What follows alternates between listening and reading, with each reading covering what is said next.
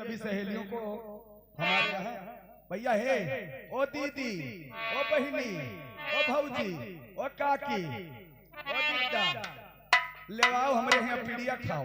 Hello हो आज भला मेवारी वारी साजना आज भला मेवारी वारी साजना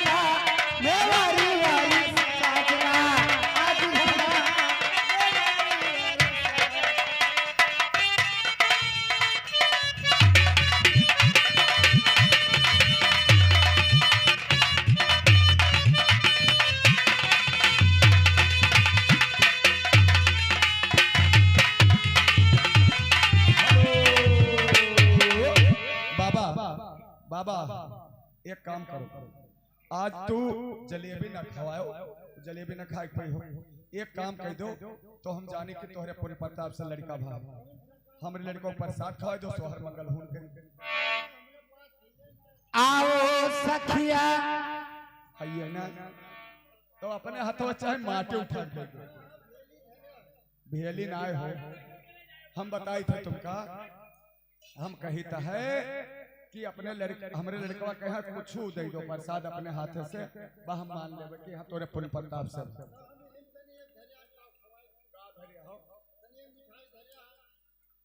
चलो वही मिठाई दे दो।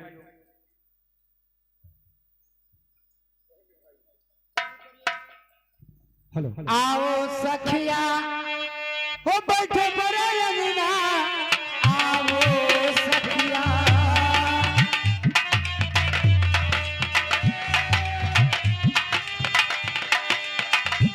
आओ सखिया हो बैठे बड़े अंगना बैठे बड़े अंगना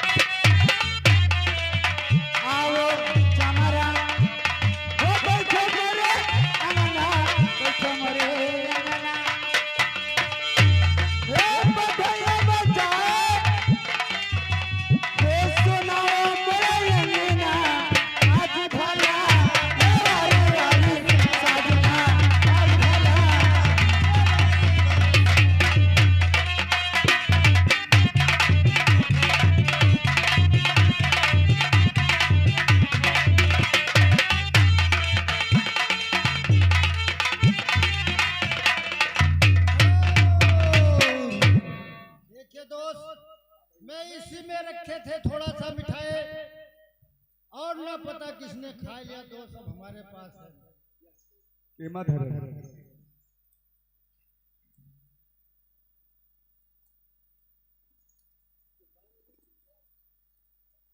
भैया रे ये झूठ बोले को तो दूसरे को सुनाओ। छोटको भाई एक झोरकदार है कोई गवाह सबसे बाद मत आवा। तो देखिए दोस्त, हम रखे रहे नगर ये बची होती तो मैं आपको खिला देता। अब हमारे पास जुगाड़ है नहीं, मैं कहां से खिला। तो यही में न मारम न एक को पूजा मिली तू। अगर ये डब्बा भर जाए तो मान लेबे कि हाँ पहाड़िया बाबा के पुण्य प्रताप से हमारे लड़का भवा। लेकिन ये बताइए दोस्त, अगर कहीं मेरे होटल हो या दुकान हो तो बता दो, मैं दौड़ के ले आऊं। नहीं तू ना लाओ, ई अपने देवता के दम पर पूरा डब्बा फुल भरक चाहिए। लेकिन मिठाई कौन सी खानी है? तू अपने मन से। तो देखिए दोस्त, अगर मिठाई खाने के लिए आपको तमन्ना है तो बाबा के नाम पर अगर बत्ती जलाने के लिए इसमें डालिए, मैं जरूर से मंगाऊंगा। ठीक है। हमारी जेब में तो 1 रुपया नहीं। मालिक कहाँ हो? कहाँ?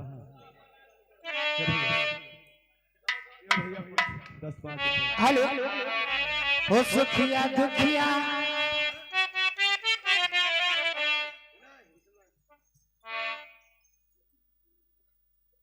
हेलो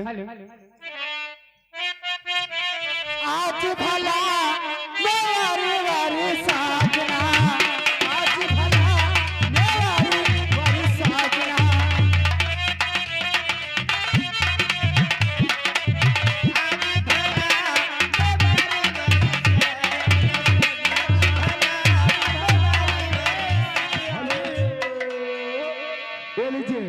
मालिक की तरफ से 200 रुपया आपको अगरबत्ती जलाने के लिए आया है। आप इसी में जो है अगरबत्ती भी जलाएंगे और इसी में प्रसाद भी लाना। या बाबा फकीर मेरी आवाज सुनते हो तो ज्यादा नहीं मांग रहा हूँ, बस थोड़ा सा मांग रहा हूँ। बहुत जल्दी से बाबा या मेरा मर्यादा पूरा कर दो।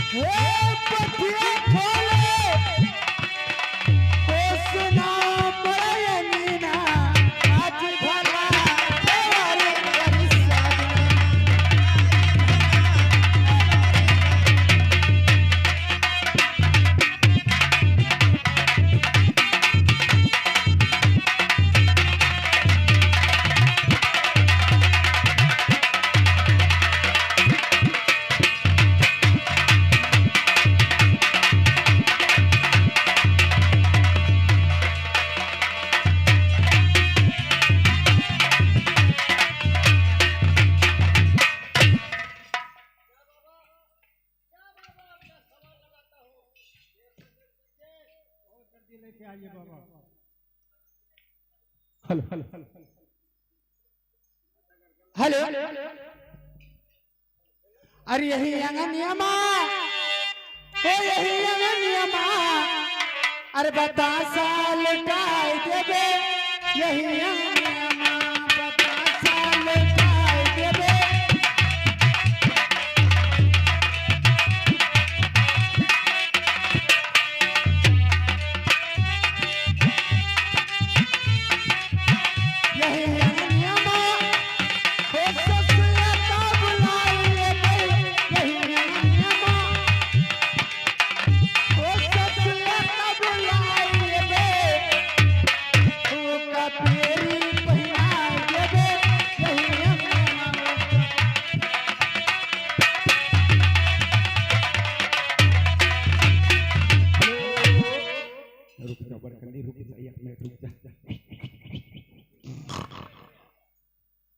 भैया